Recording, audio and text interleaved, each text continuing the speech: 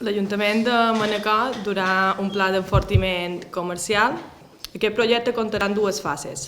La primera serà analitzar un poc l'estat actual dels comerços, tot l'espai urbà, entrevistes individuals amb comerços i professionals. I una vegada haguem fet aquesta primera part, passarem a la segona, que serà ja marcar les línies estratègies, els programes i les accions específiques per portar a terme i implementar el full de ruta comercial. Si haguéssim de dir qualque cosa forta de Manacor, precisament és la seva xarxa comercial. I quan xerram de xarxa comercial de comerç, també xerram d'espai públic, també xerram de consumidors, de gent que se passeja, i en aquest també xerram d'Ajuntament.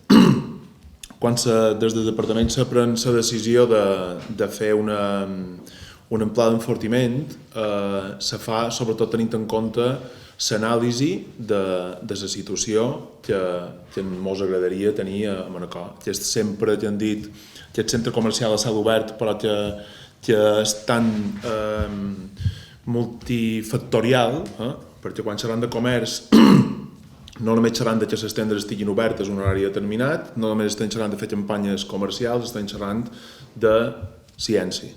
I per això en la ciència necessitem científics que ens diguin quines són les fórmules que s'han d'aplicar per tal de cercar solucions.